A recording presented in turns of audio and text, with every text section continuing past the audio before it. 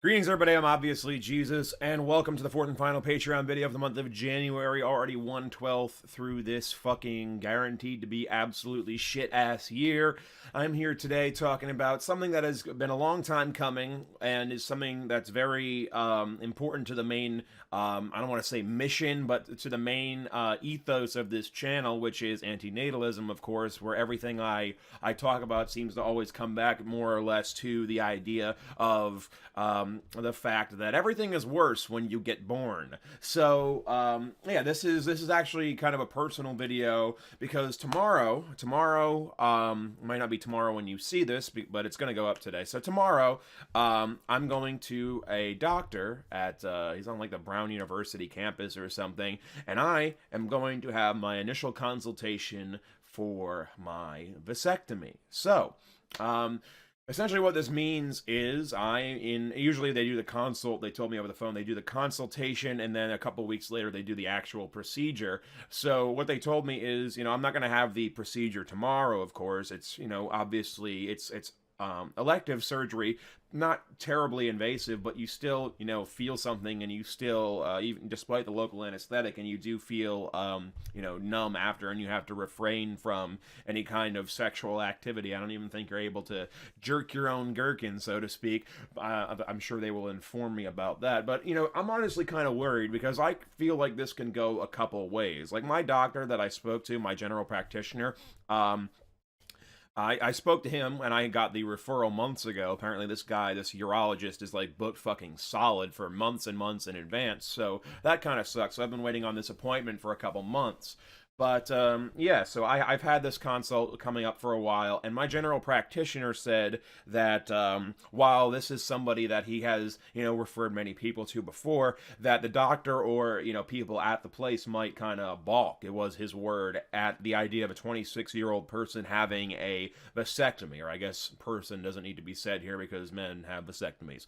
But yeah, I'm wondering if there might be like a point of conflict here. I genuinely do wonder if the doctor is going to like even be okay giving a vasectomy to someone who is, I don't see myself as particularly young anymore. I know that, brain development doesn't end until about 30 to 33, depending on the person. So technically, mentally, I am still, in a technical sense, of course, an adolescent. But, I do wonder if this doctor is going to give me any flack about this vasectomy. And I honestly plan to raise hell if I cannot get it, or if he gives me any kind of shit about it. I plan to, complain to the medical board or whomever. Because if he gives me any shit, I'm going to be very aggravated. Because think of another type of elective surgery, an abortion. Nobody, well, unless it's a rare type of pregnancy that is dangerous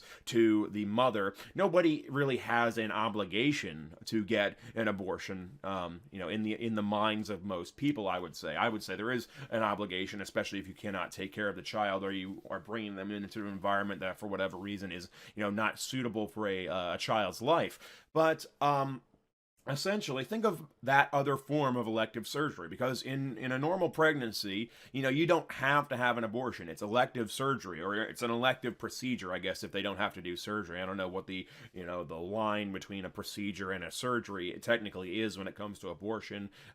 Sometimes these days you can just take a pill or whatever, but think about, if you have to have, an elective procedure to get an abortion. If you go to a doctor and the doctor says, "Oh, I'm not going to perform this abortion. I think that for whatever reason, I know better than you as a doctor, and I want you to carry this pregnancy to term, so I, as a doctor, am not going to perform that." It's been a long-standing argument for, this thing keeps badly focusing, so I'm going to lower my microphone down here.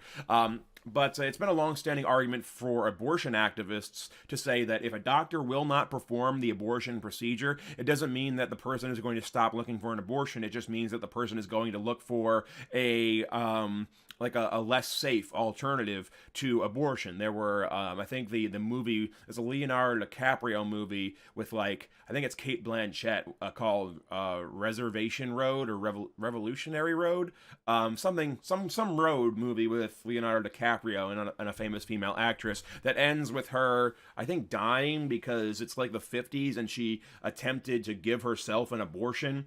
And, this is where the term coat hanger abortions come from, because that was, I don't even want to think about it, but you could like use a coat hanger to scrape the lining of the uterine wall, I believe is how it was done.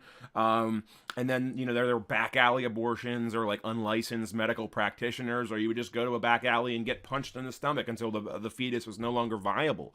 So, the whole point of this elective surgery bit that I'm doing, or not a bit, but like this whole tangent I'm going on, is that vasectomies are kind of similar insofar as they are elective, but they are extremely important to the people who are getting them. So if a doctor thinks that he or she knows better than the patient who is requesting this elective surgery, I don't even know if it's going to be covered by my insurance. I think it should be, because then the insurance won't have to cover my poor indigent children somewhere down the line. But if the insurance won't cover it, that's a whole other separate thing that I'm going to have to yell at them for. But if the doctor will not perform it, I am absolutely going to raise hell. I'm going to look at him in the fucking eyes and say, bitch, if you don't perform this vasectomy on me in a couple weeks, I'm going to go down there with some fucking rubbing alcohol and a pair of scissors. So you better do this before I fucking go and hurt myself.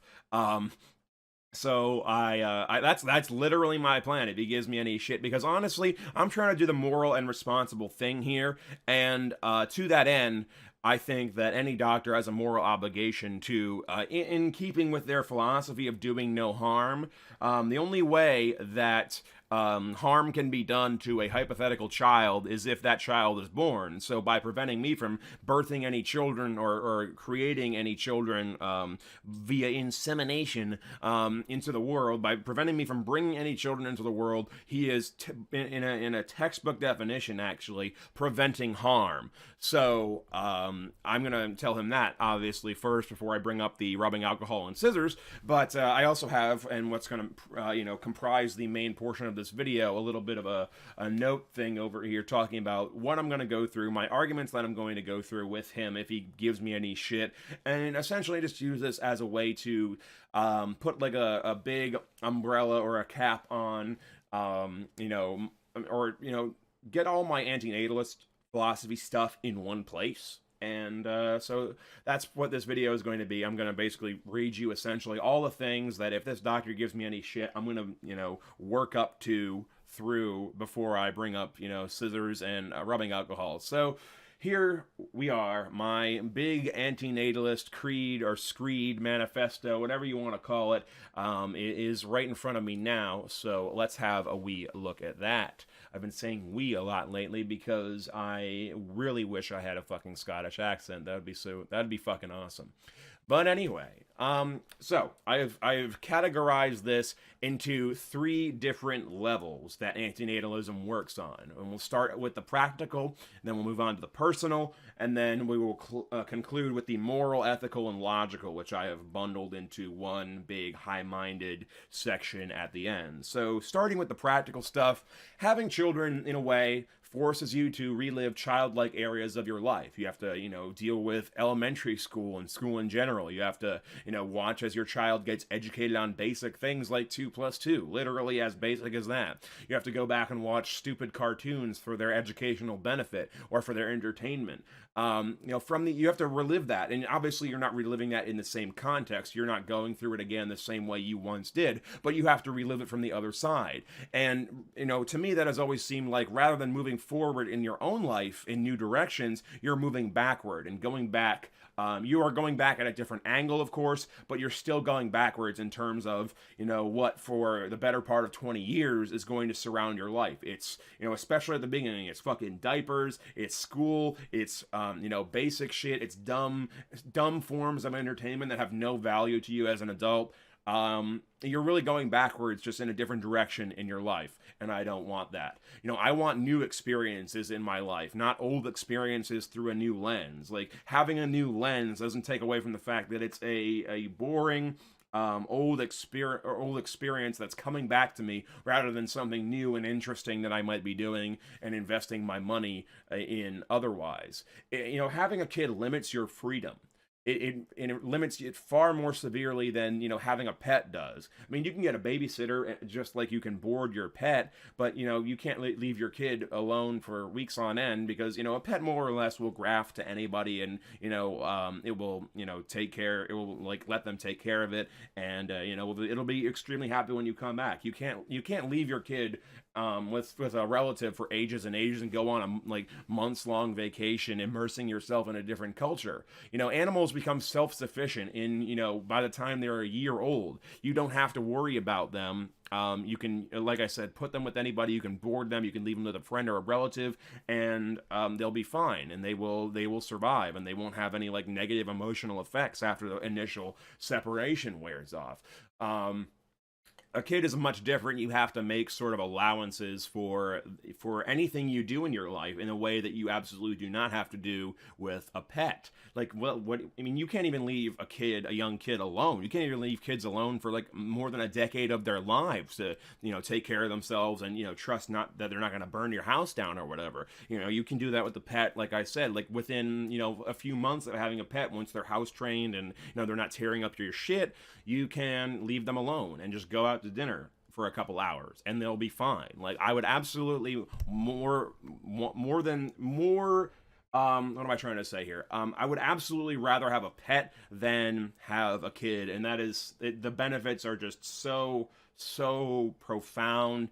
And I love having pets. I love taking care of my friends' dogs. I've had pets most of my life, and I haven't had any of my own recently, but I've always had or taken care of a dog or a cat myself. So there's no way I would choose having a kid over that. You love them, they love you. It's a symbiotic relationship. You get that from kids as well. And so what if they don't grow up and have an angsty phase, or they fucking hate you for a little while, or God forbid they end up like me and regret for their parents ever bringing them into the world. So it's just so much nicer to have the simplistic kind of love that comes from a pet rather than to have the complicated and expensive and really really time consuming and regressive things that come from having kids. And like I said, it's expensive. It costs over $1 million, they've discovered, to raise a kid through college. And that's money I would absolutely rather spend traveling or acquiring nice things to have in my life. Like, I'm a fairly materialistic person. I mean, I like traveling too, even though that's not really a materialistic experience. But I would much rather travel or buy shit that would make my life better or easier or more fun. Buy a better PC or whatever. If it costs $1 million to raise a child, I would much rather have that over 18 years than spend it on a child. And that's just the practical logical concerns. So we'll move on now to the personal concerns. Number one, as they say, I more than likely carry really bad genetic predispositions for all sorts of shit, all sorts of mental illnesses, and certainly based on my family history, diabetes, cancer, bipolar disorder, all sorts of shit. Like, my entire father's family has cancer. My mother has a lot of people who've had it. Everybody on both sides has, there's relatives on both sides with like substance abuse issues. Everybody's got mental illness, and so I certainly carry genetic predispositions to that. And my mom and her side of the family has a lot of bipolar, depression, anxiety. My father's family, like I said, has a lot of substance abuse issues and rage issues, which I guess is tied to either anxiety or depression. So I'm really loaded, not only from like a cancer and diabetes and arthritis standpoint, I'm loaded from a mental standpoint, and that's really what I worry about. Even if they're just predispositions that may or may not get activated in the environment as the child grows older, that's not a thing that I want to risk passing on. That alone to me is, terrible and terrifying, that people, who know they have these predispositions that run in their family, they go out and they fucking breed and they just act like, oh, well, we'll cross that bridge when they come to it. It's just such a fucking unethical gamble to make with your child's life, because you don't have to suffer with it. I mean, you have to suffer your own genetic predispositions, but, you breed and you breed with another person from a different genetic line, hopefully, unless your fucking name is Cletus and you're living down in Tennessee or whatever, but where you breed with your cousin is the implication there, of course, for those of you who didn't get the joke initially. But the idea is that you're going to breed and you're going to, you're not getting stronger. You might get stronger in some ways by the mixing of these genes, but you're also adding on a lot of risk for, this other person's predispositions as well. And it's not like you're getting rid of your own. So, more as the human race continues, we become more and more of a genetic time bomb, and I don't want to pass on that because I'm already loaded. I'm already a time bomb myself. My kids would probably be the fucking A bomb.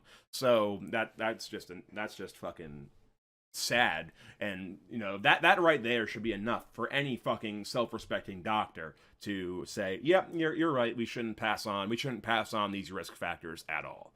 And moving on to the next point of personal problem with alliteration, with having a vasectomy. I have no successful models for parenting, and I don't know if I would be patient enough to deal with a child, especially for the early years in particular. It's a massive risk to that child to simply trust that I'll know what to do simply by doing the opposite of what my parents did. And my therapist, he says all the time that he came from a bad family, probably worse than mine.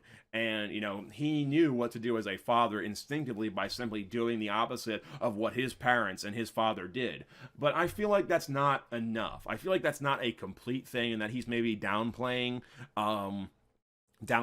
the actual, learning he had to do, and, the learning he had and the education he had as a psychologist, in order to sort of assuage my fears about being a bad parent. But I honestly don't know that I would be a good enough parent throughout those early years where you get no sleep and you have to change shitty diapers all the time. The kid can't even speak. You can't have a rational conversation with it, or even like a fraction of a rational conversation with it.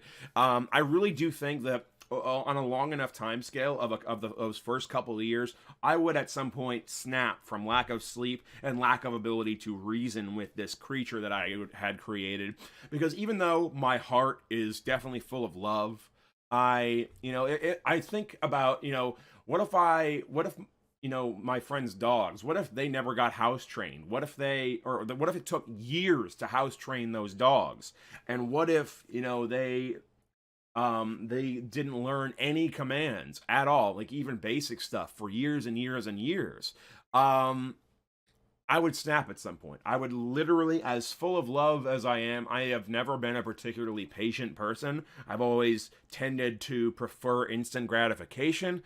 So I really genuinely do not think that I would be able to, I'm not that I would like hit the kid or whatever and become as horrible as my parents or as their parents, but I would probably eventually yell and be angry and be miserable all the time. And that's no environment in which to raise a child.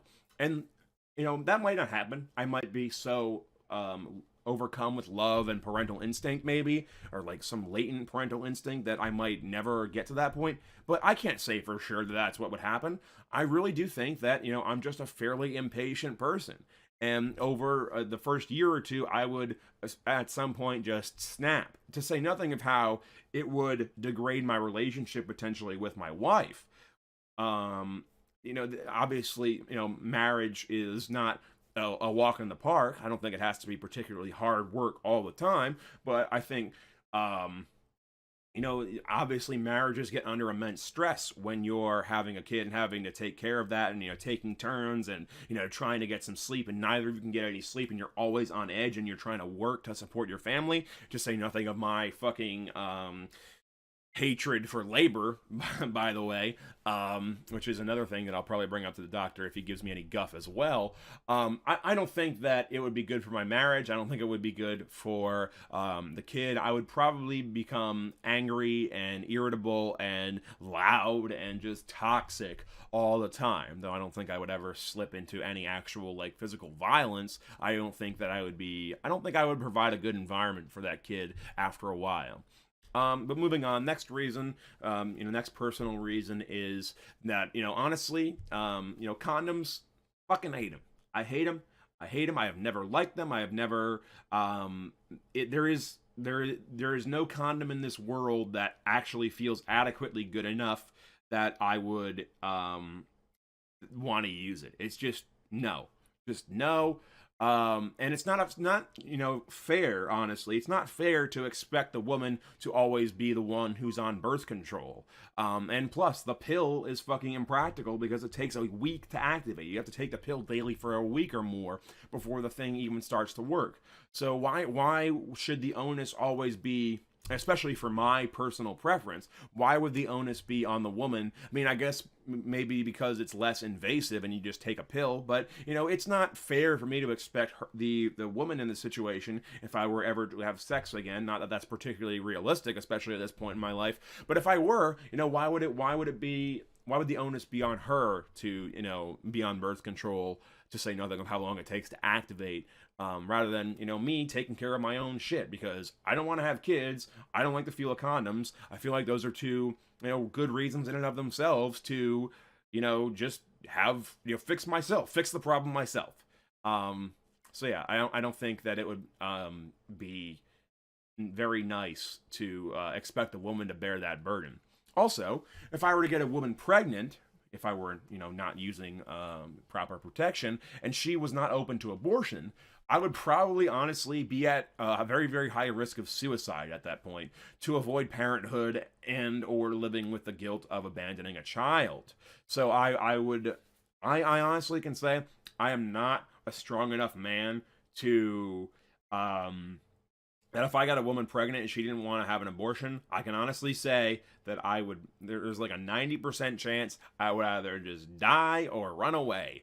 And because I just couldn't live with that. I couldn't live with the responsibility coming out of nowhere, especially if we weren't like planning it. But yeah, if I accidentally got a woman pregnant, I would be, I would off myself, or I would fucking just be, in the wind, living in fucking bumfuck nowhere, avoiding child support payments, and it would not be a nice way to live. It would not be a nice thing. It would be like the ultimate cowardice, and I think that I should just avoid that, because that alone is so terrifying. Like any of these things I've named is terrifying enough that the doctor should say, okay, well, I understand that you've thought about this, but all of them together, he's not going to be able to fucking stand a chance.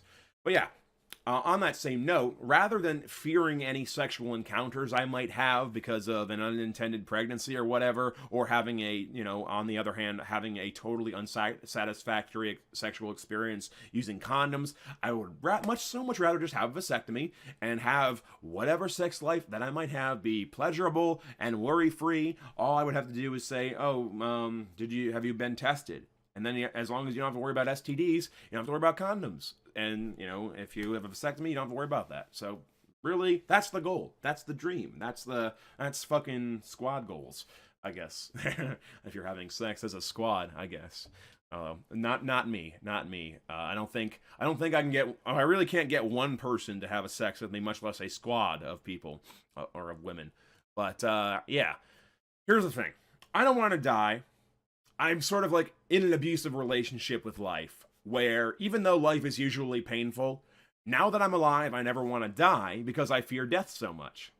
But I definitely wish that if I had been given the option or a time machine or whatever, I totally wish I was never born, and I would never take the risk of, or the gamble of creating a child who winds up feeling that exact same way too. I feel like life is something that was forced or afflicted upon me, and I will not do that to another human being. And now we'll use that as a nice segue to move into the moral, ethical, and logical concerns that are behind me seeking this vasectomy after all this time. Number one, as I've talked about many times before, the only sure way to avoid having a child experience trauma and pain is to not have the child. That's game theory. That's basic shit. It's stuff I've talked about in many other videos.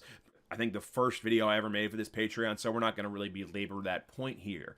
And something that I talked about also as well is that even if you're the perfect parent, you cannot protect children for the rest of your life or beyond your death, and you cannot protect them from things that happen when you're not there, like when they go to school or when they do anything outside of your purview, especially as they get older. You can't protect them from their peers, their teachers, their romantic partners, diseases, accidents, like getting hit by a bus, anything that happens after you die, you can't protect them from.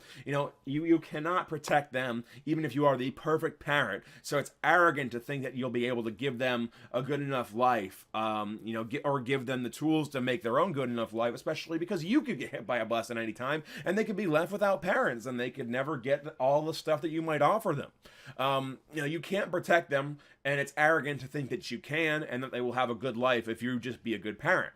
And in the end, speaking of death, in the end, children have to die too, and parents, like cowards that they are, will already be dead themselves likely, and they will not have to deal with the terrible consequences of watching their kids grapple with the fact that they are getting older and they eventually will have to die too. Parents are cowards, unless something terrible or an accidental happens, parents always die before their children, and they don't have to watch their kids get old and decrepit and their bodies fall apart, and they get some kind of disease, or they get maimed, or they get hurt in some way, shape, or form. And parents live until they're 80 or so, and then they pop off the world, and then they don't have to live with viewing the rest of the child's trauma. So they get to get out of watching their loved ones, their most loved ones in the world, experience trauma for the latter half of their life or more. So I think parenthood is just a cowardly act intrinsically. And speaking of the 80-year lifespan, that's not a very long lifespan at all. I would not be satisfied with giving my children a mere 80 fucking years, exposing them to all the nice culture and media we have, and then dooming them to realizing they will miss an eternity of all that cool shit that they would otherwise enjoy if they could live for a very long time.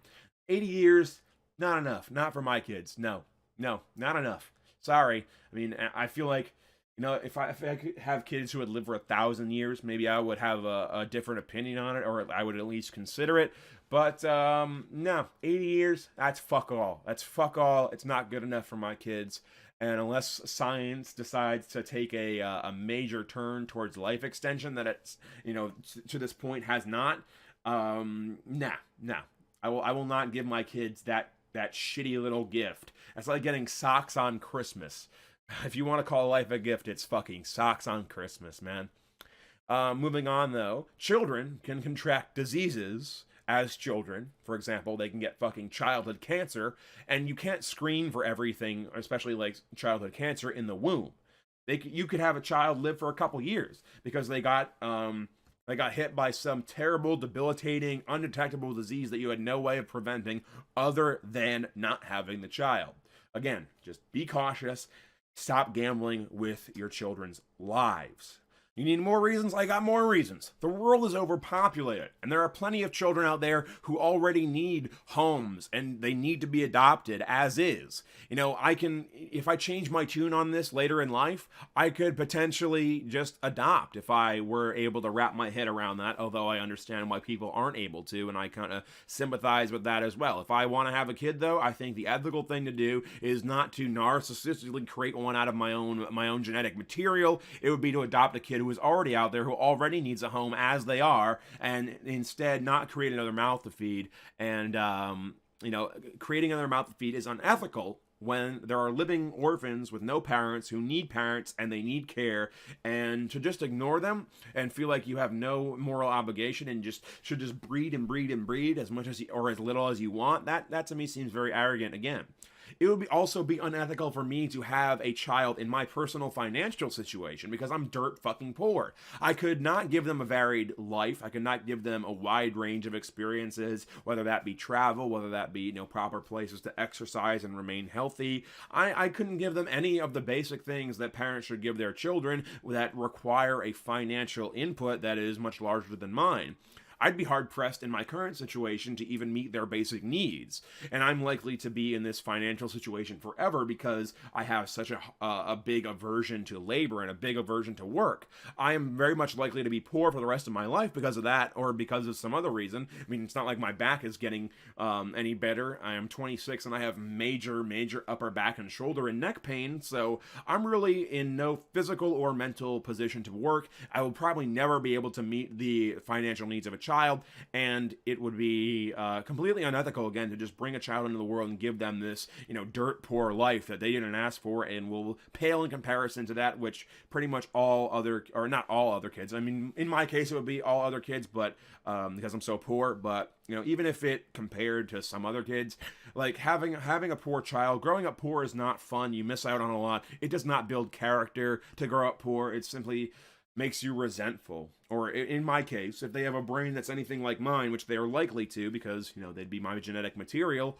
they would become resentful of, you know, the world, other people, rich people, and, you know, their parents, which would be me, because, you know, they didn't have, you know, the financial abilities to have, you know, nice experiences and have a wider worldview and become cultured by traveling and, you know, just going interesting places, having, you know, basic needs met in terms of food, like exercise abilities, like having a pool to swim in is something I've talked about prior, because, you know, I never like to, you know, lift weights or whatever, but this is lifting weights.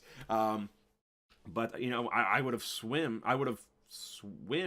if I had a pool in my house, and I would have gotten much, you know, more fit, I think, if I had like an in-ground indoor pool. But, you know, that's something opulent. That's something that only rich people have access to, and that fucking sucks. And I'm resentful that I was brought into a world where, you know, that was my particular preferred form of exercise. That was probably my one avenue as a kid by which I might have, you know, established an exercise regimen that I would have stuck to and enjoyed daily.